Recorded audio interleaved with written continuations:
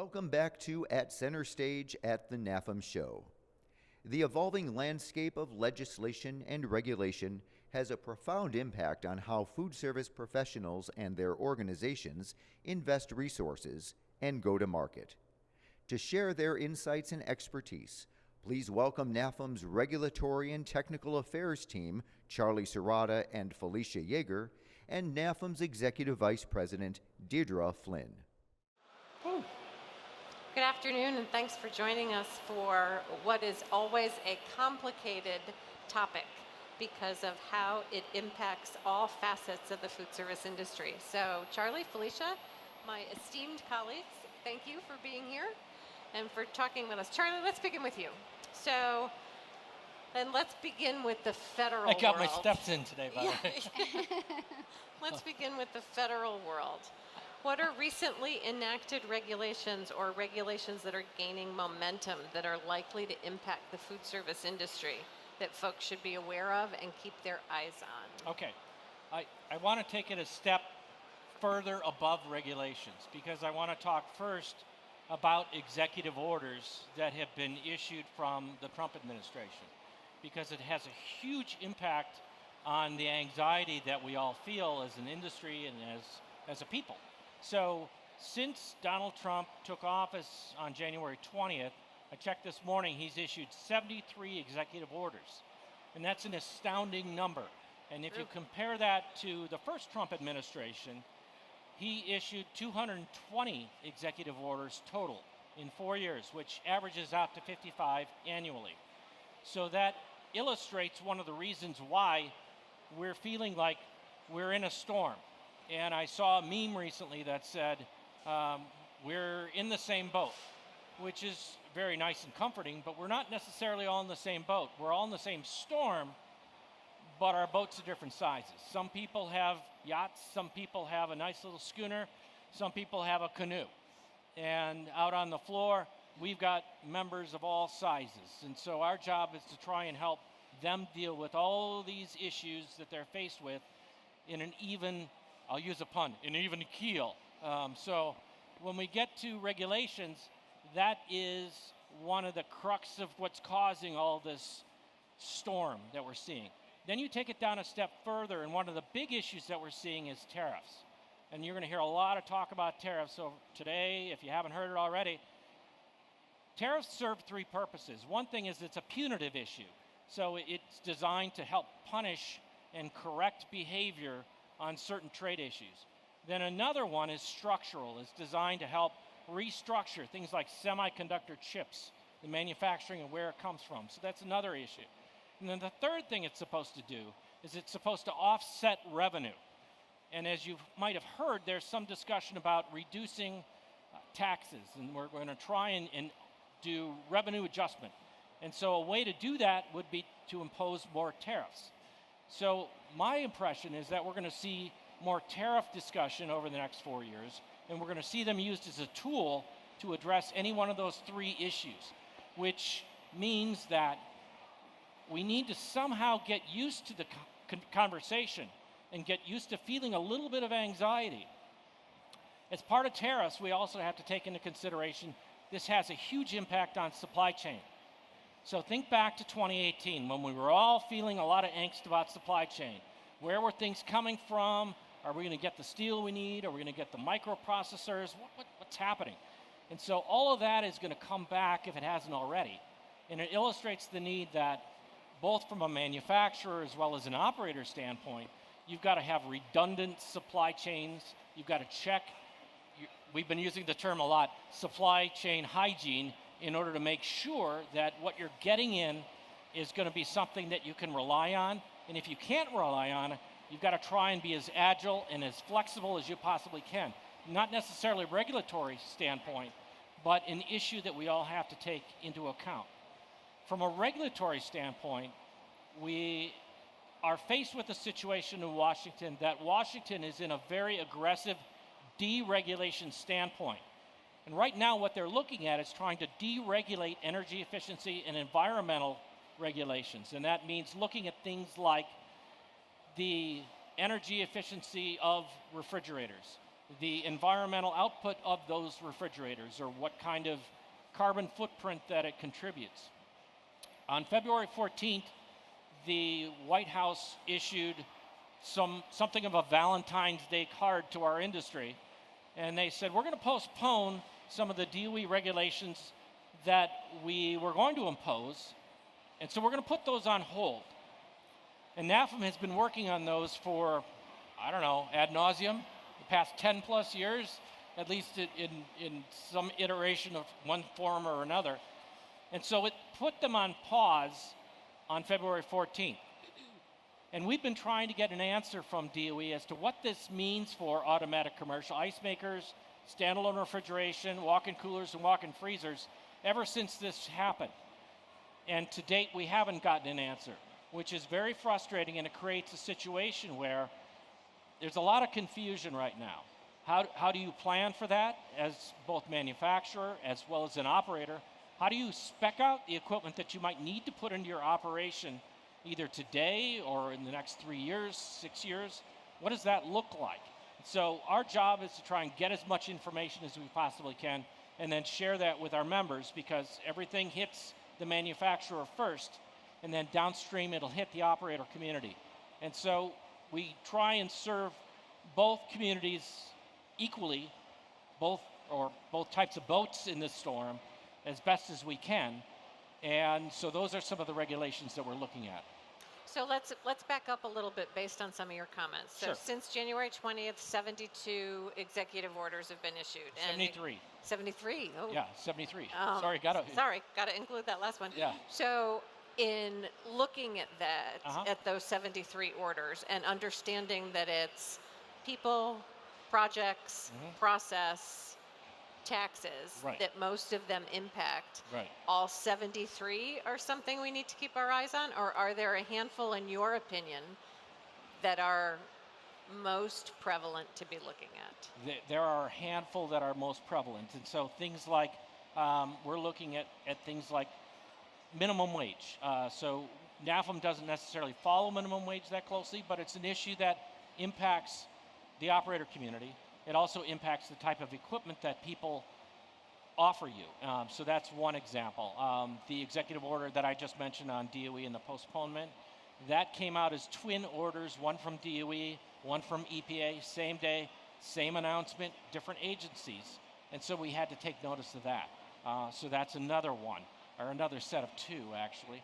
Automatic commercial ice makers, we still have no idea what's going on with that one. That's not an executive order. It's gone into limbo. And so there are executive orders that have nothing to do with NAFEM.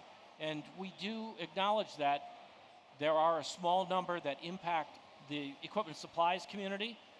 But even if it's something that's dotted line related, we have to keep an eye on it, because it might impact the industry. And if it impacts the industry, what does that mean for the amount of money that our members have to contribute to research and development?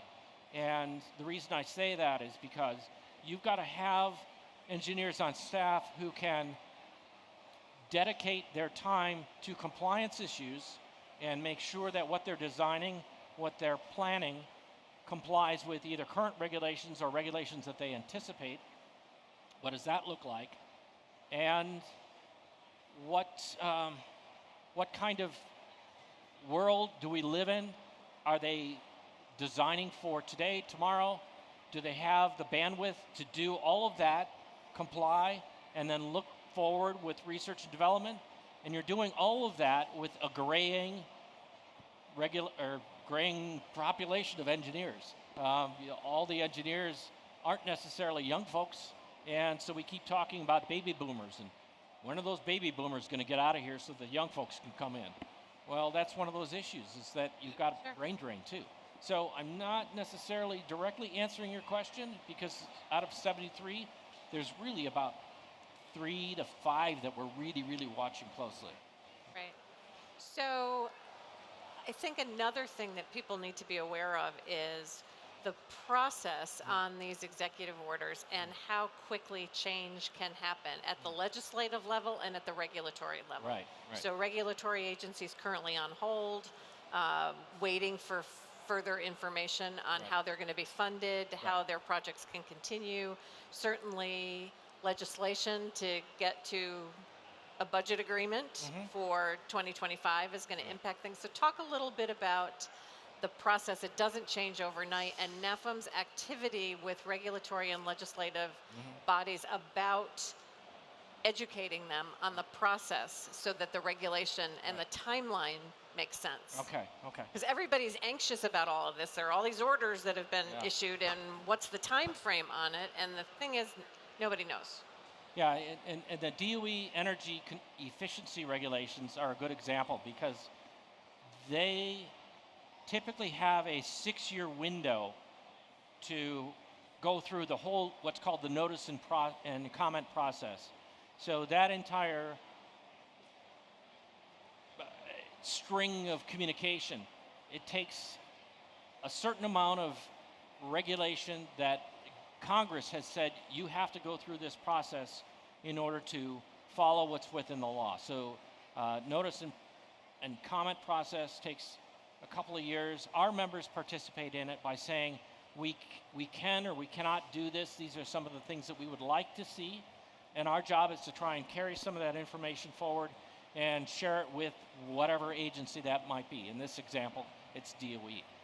So you have something. Yeah, I just thought I would jump in on, you were talking about the executive orders, talking about regulation, and you mentioned the tariffs, and you're talking about the timeline.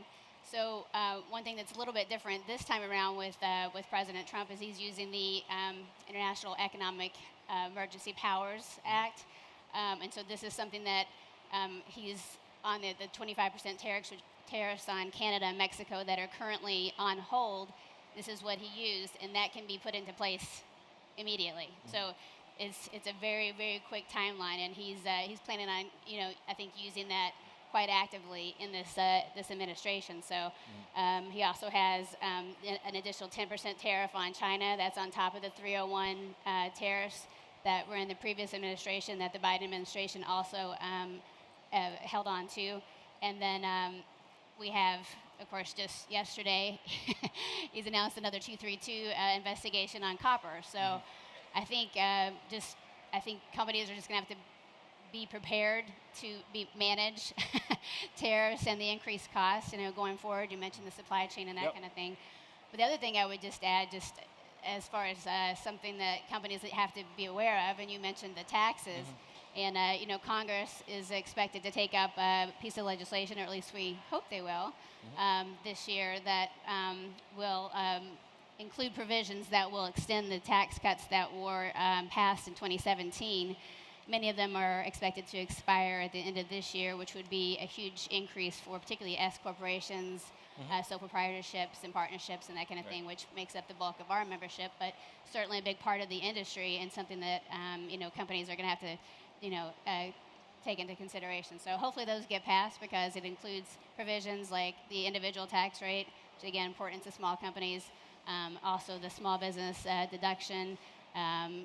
The estate tax exemption will be cut in half if the tax cuts expire, as well as some international provisions and interest deductibility. So those are all big issues. It could be the largest tax increase for Americans. It also hits everyday families if they don't end up passing something there as well, because the married deduction gets cut in half. The child tax credit gets cut in half if they're not able to get something done there. The other thing I would say, as far as things to keep on the radar, obviously the 25% tax tariffs on Canada and Mexico that are on hold, but also in 2026 the USMCA trade agreement will be renegotiated. It'll probably be opened up this year, and there's an opportunity. We'll see how it goes, but any one of the countries could decide that they don't want to move forward, and that would basically pause the agreement until they can all come to an understanding. So that's our two largest trading partners. So that's would be hugely disruptive to our economy and to our business in the food service sector. It's interesting. There's been a lot written recently about the fact that USMCA was negotiated and completed under Trump's first administration, and now we're in a position where we're going to turn that potentially overall. So a lot happens. We have a tendency to focus on the federal level. We have a tendency to focus on the legislature, and certainly the voice of the administration right now is the loudest that we're hearing because they want to be that change agent overall.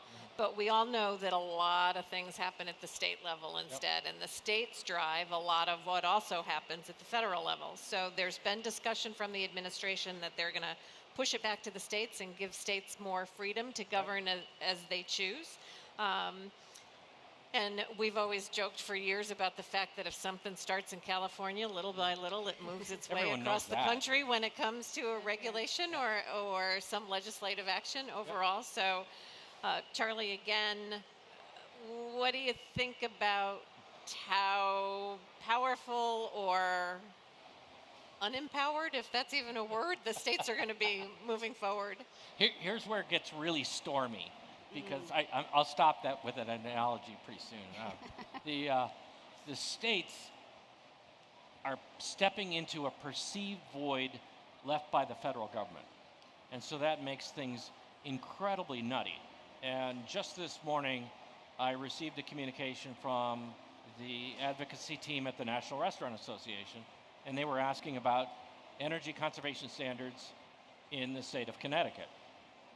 Hadn't heard about that one. That's a new one. So state of Connecticut all of a sudden pops its lovely head up above and out of the groundhog and says, hello, pay attention to me. So that's what's happening, where you've got all these different states.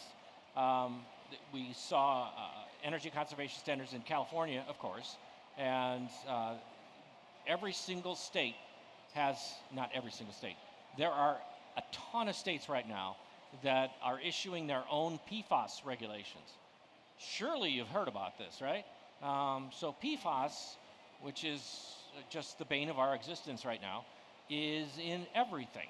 And we've talked about this for years because, just sidebar, one of Dee's previous clients was the Popcorn Institute. And so guess what popcorn bags don't have? Yeah, right. The microwave popcorn bags were perceived to have PFAS on them, right? They were. So everything that is intended to be slippery, even Gore-Tex clothing, it has some kind of PFAS in it. But it's very hard to define. The states aren't quite coming out with a consistent definition. They're not coming out with a consistent way to measure it or to enforce PFAS regulations, which makes it incredibly messy. This all started in the state of Maine. So Maine issued a PFAS regulation that said everything is PFAS and everything needs to be PFAS free, essentially, which the state soon realized that was an unworkable solution. So they had to walk it back, and so they're still in the process of revising that. Meanwhile, other states, primarily Minnesota was one of them, that walked into that fray and more or less carbon copied, they cut and pasted really, what Maine issued and tried to do the same thing. And there's a lot of that. The states are very, very copycat where it comes to regulations. We saw that with energy conservation standards, where Colorado issued one. In the southwest of the US, those states more or less replicated what Colorado was doing. And guess what? It became the issue of that particular year that we were fighting. So here this year, we're addressing all sorts of PFAS regulations. There's one in New Mexico that popped up recently. So that's an issue. We're dealing with something, and here's a new one. This is fun. It's coming out of the state of Washington. Washington came out last year with something called the Lead in Cookware Law. Now, what's particularly fun about this one is that it doesn't necessarily define cookware as only items that you use to cook. It could be an appliance based upon their definition, because they're not that finely tuned. Instead, it could be just about any kind of appliance. Could be a refrigerator. Could be anything that has electrical power in it, because that lead content in the wiring is part of the entire composition of the lead content that that piece of equipment or that device or that item is issuing. So they're measuring content and not leachability. So it's a very important distinction. So that's state of Washington. The fear there is that unless we are able to fight that and get Washington to tighten their definition, then that'll start to carry through other states, which is a very big concern. We're working with other groups like AHAM is one of them, Cooking and Bakeware Alliance. So some groups that NAFEM doesn't traditionally work with are now ones that are very close friends of ours that we're trying to communicate with and help fight this issue. So that's a good example of another state coming online with their own regulation and saying, hey, we need this, we need to do this. Back up on PFAS for a second. There is a federal PFAS strategy, but there isn't necessarily a federal PFAS regulation yet. And think about PFAS, to go back to that, tubing, like I was talking to a couple of people on the floor this morning, so some of the tubing might have PFAS in it. So you gotta really watch these regulations closely because the devil is in the details and the issues might be a little bit below the surface. Anything you want to add on that? I would just say there's a current, I think there is a PFAS on regulation on importing, so in products or PFAS chemicals, but with the compliance on it is postponed, I think, until middle of this year. Yep. I think that's right. So it could be also delayed a little bit further. Yeah. So. Yeah. But then there's other things like what producer responsibility, which requires manufacturers to be responsible for the end of life of products. A lot of that in the states as well. So it's just a myriad. A lot of the states are doing their different requirements on registering products and on energy efficiency and doing their own thing there. And everybody's doing something a little bit different, so it makes it challenging. Yeah. So I know you don't have a crystal ball necessarily on this, and a lot of the talk currently is all to get people talking, to get people thinking about things. But what do you think the possibility is that the administration is going to push more of that as they go through budget cutting and efficiency conversations and discussions, and DOGE starts working their magic on things?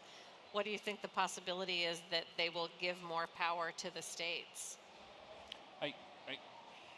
That's a very difficult question for me to answer. It really is. Speculation. It's crystal impossible. ball. What's your crystal ball? My crystal ball, I think that right now we're in a stage where there's so much confusion and so much uncertainty.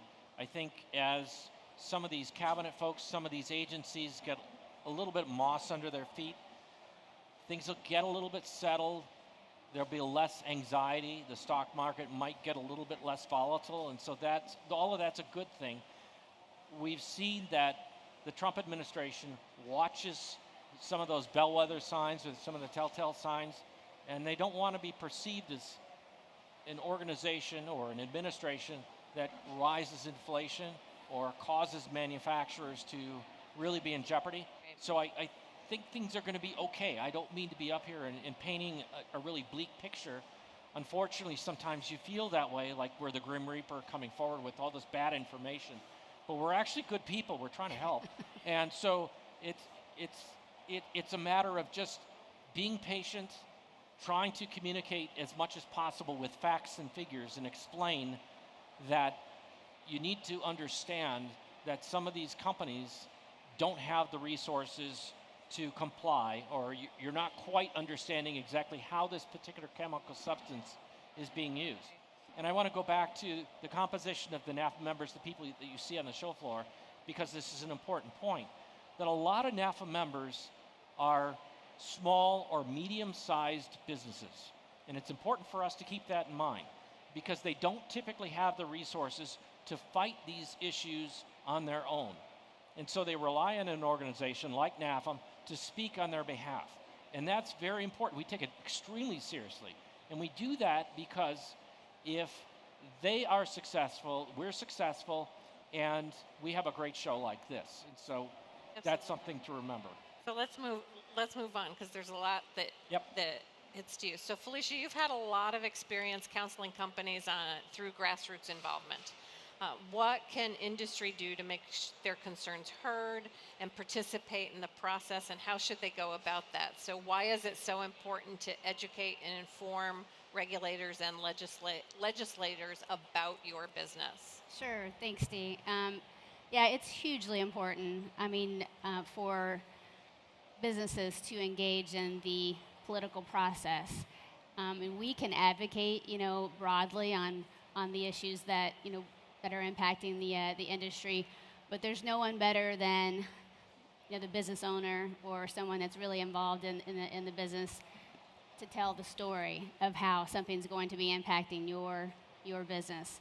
And really, ideally, companies are going to establish those relationships sooner rather than later, so that when something comes up, the communication lines are already, there and open, and you can be ensured that your voice is heard. I would say, it's very important to have meetings in Washington D.C. or with your state legislators in the state capitol. But if you really want to make a lasting impression, you're going to invite these representatives to your place of business, whether that's a restaurant or a manufacturing facility or a distributorship or what have you, because that's what's going to stay with them. They're going to be able to see what you do and how you do it. They want to hear about your workforce, and they want to know how you're investing. They want to know how you're contributing to your community, and this is how they can see that. And so when something comes up, you can call and say, this is going to really impact me, and I need you to do something about it. So, engage early, engage often, engage at every opportunity. Repetition is the key to really be able to drive change. So, and we can help with that. If you want to, help with the NAFEM team, we can help you set up a plant tour. We can, set up a round table with some other manufacturers or companies in the area to have a conversation with your representatives, and again, work on setting up those relationships now. So it's hugely important. And I want to stress one point.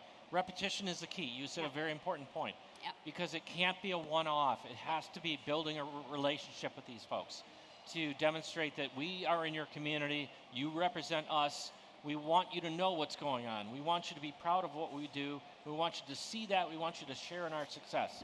So you've got to get them come and visit your restaurant, visit your factory, visit your dealership. Don't care what kind of business it is, but make sure that they know who you are and communicate with them often through email, through phone calls, doesn't matter. Just let them know you're there. I would add one more thing, actually. So, we're here for you too, and we are advocating for the industry. So we've had a few campaigns over the past year on issues that have been important to different segments of the industry. So if you see something that comes across your email, asking you to reach out, and it's an issue that's important to your company, take the 10 minutes to do that. Send that message to your member of Congress, because all the repetition really helps. So. Yeah. And let us know. All of know. these resources that are available too, they give you boilerplates. They give you a letter that you can fill in the blanks as it's applicable to your business to push it out to the regulatory and legislative community. It's so important. And you think it doesn't matter, but keep in mind, those people want your vote too. So you've got to not only speak with your business, but you've got to speak with your words, and getting to know them and having them help understand who you are is critical. Exactly. It's just super important. Yeah. No company is too small not to be recognized by your state or federal legislators. Overall. So for both of you, we say that NAFEM advocates, and NAFEM does advocate, but as Charlie noted, the diversity of the membership makes that advocacy stance that we take very varied and very personal to member companies. So with that, there are countless resources available that the industry can tap into to stay abreast of what's happening that will impact them. So talk a little bit about the resources that we make available, because while we advocate, the main thing that we do is communicate and inform. And this is probably a good time to bring up our contact information. Because it all starts with getting in touch with us and letting us know where your points of pain are, so that we can understand exactly how we can either add them to an issue that we're currently working on, or make sure that we address it in a way that works for you. Or point you in the direction of the resource that can help you through. Exactly, and all this information is publicly available on NAFEM.org. So check out the advocacy page, the email or the URL is right there, nafem.org/advocacy, and you'll find all the issues we're working on. It's separated into energy, environmental regulations, supply chain, and taxes, tariffs, and trade. And so we've got them all there. Every month we send out a newsletter, which is produced by our editor-in-chief extraordinaire, who is in the audience. You'll want her autograph later on, Adair Putnam. And we do this newsletter every single month. Fourth Thursday, it's publicly available for you. We do something called What We're Watching, which is a way to, it's almost like a laundry list of every single regulation that we're keeping an eye on. You want to check that out. And there are also some other resources that we have available, or at least that we would recommend you consult. U.S. Chamber of Commerce does a great job of sharing information. National Association of Manufacturers, or NAM, does a terrific job. Even if you're not a manufacturer, their website is terrific. There's a supply chain newsletter that comes out maybe every week from a guy named Mike Dankler. He's on the staff of Congressman Rudy, I'm mispronouncing his name, Rudy Yakim from Indiana. And it's called Trade Tidbits. You could subscribe to that. It's a fantastic email newsletter.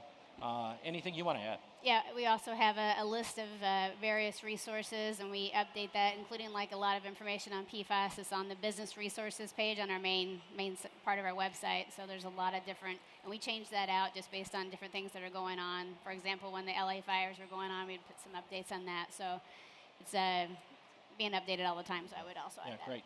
One thing we know for certain, every day is a new day. This year. So 2025 is full of surprises. You bet. It's full of activity, and there's a lot to share. So we appreciate you all joining us today, and have a great rest of the day. Thank you. Thank you.